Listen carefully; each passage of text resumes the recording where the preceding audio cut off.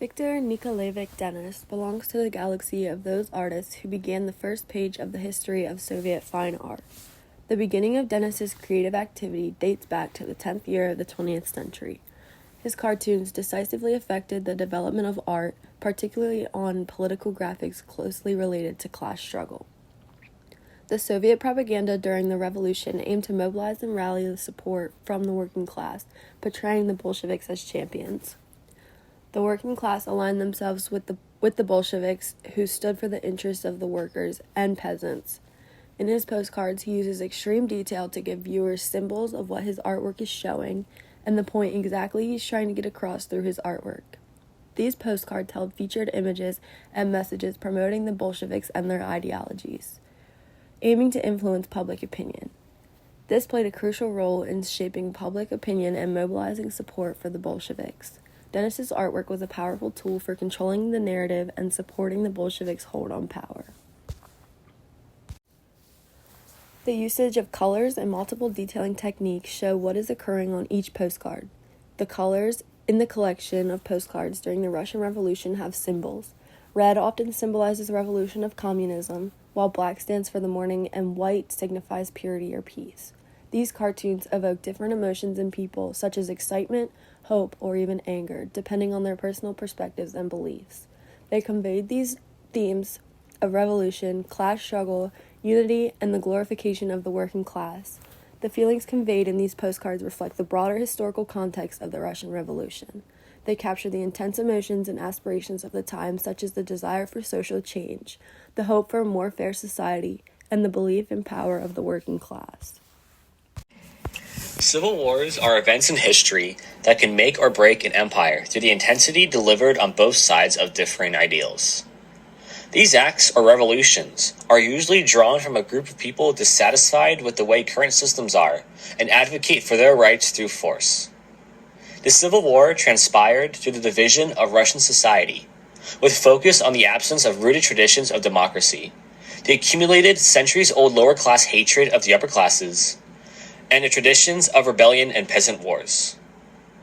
The peasants were a heavy leading force of those who initiated a heavy rebellion towards the Bolsheviks. Peasants felt that their work contained no value. The government paid little attention towards educating those of lower classes. Peasants were taxed more heavily and given no assistance during harvest seasons. Such bitterness and dissatisfaction led to widespread resistance towards the communist ideology, which called for action to be made, which led to anti-Semitic, monarchistic, and nationalist sentiments in the countryside during the mid-1920s.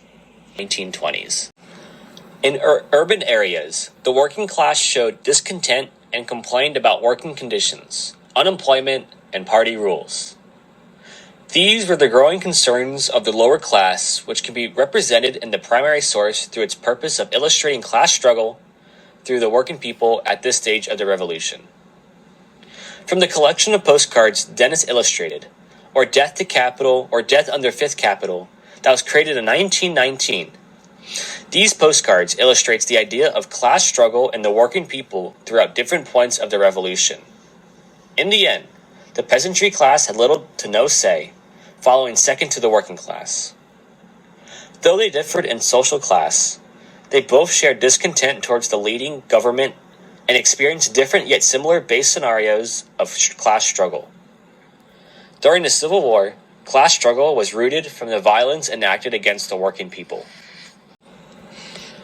There were some political forces in Russia who sought a middle ground and searched for a way out through the paths of democracy, evolution, and reform. Among some of those who emerged as third parties, unaffiliated with both extremes, which at the time were the Reds and the Whites, were Mensheviks and Socialist Revolutionaries. However, the Mensheviks and Socialist Revolutionaries did not meet the aspirations of most of the population, which consisted primarily of the peasantry. And with contrast to the Bolsheviks, who appealed and promised exactly what the populace desired, third parties, also known as Green parties, were unable to stabilize and take root as a permanent entity in Russia's history. The power of the Bolsheviks ran alongside the mass acceptance they had of most of the populace. Without this level of support, They would not have the power to be able to shut down third parties. This is why the Bolsheviks emphasized the importance of keeping the peace with their people through public statements, literature, and media.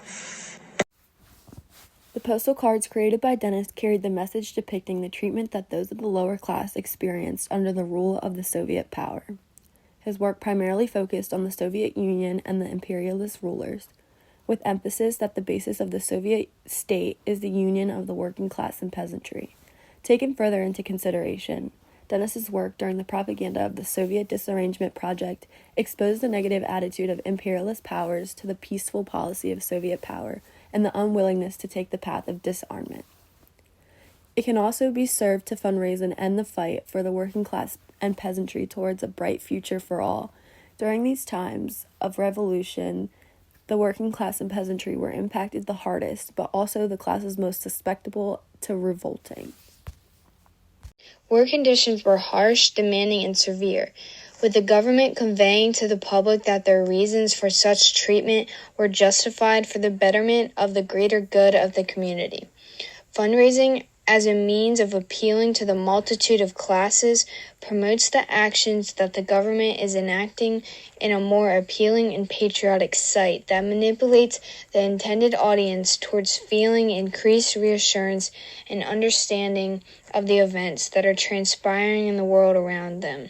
The Bolshevik propaganda state was the government's way of influencing the masses through means that appealed to their desires, hardships, achievements, and concern, promising them a future of peace and prosperity.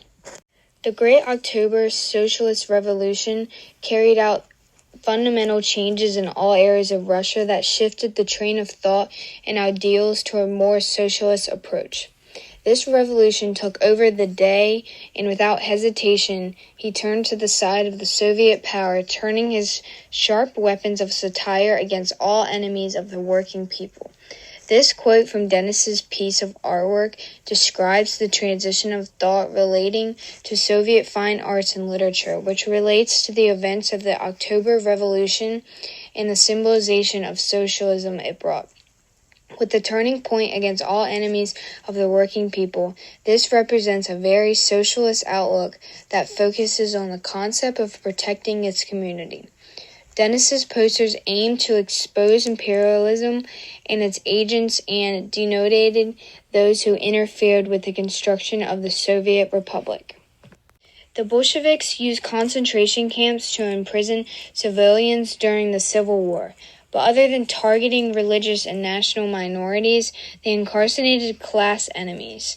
Anyone who shared differing ideals was deemed a threat, and in response to the Great October Revolution, wartime mobilizations, widespread epidemics, and security measures prompted greater state control towards Russia's active defense and paranoia. The revolution called for much change to be enacted. The development of political functions adapted to the events that transpired around it, and in most cases were intended towards controlling the masses and managing public opinion. Lenin mentioned that those in power, for both the purpose to crush and expose those who oppose of the order, and for the purpose of guiding or ensuring the great masses of the people, need state power and influence to be able to manipulate situations, decisions, and support towards the goals and achievements set. This marked a shift of political function towards being a medium that systems of power and influence can use towards displaying their ideals and viewpoints at widespread levels.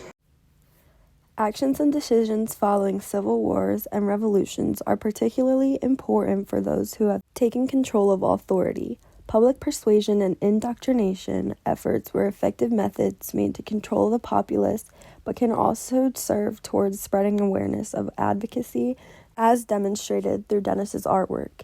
These mediums took the form of speeches, literature, and media, and allowed people to better understand the events of history, the various points of views, and make historical connections that transpired during the Russian Civil War. The postcards created during the 10th year of the 20th century highlight the history behind the Soviets' efforts towards nationwide acceptance, but also illustrate their downfall towards the lack of care towards those of the lower classes.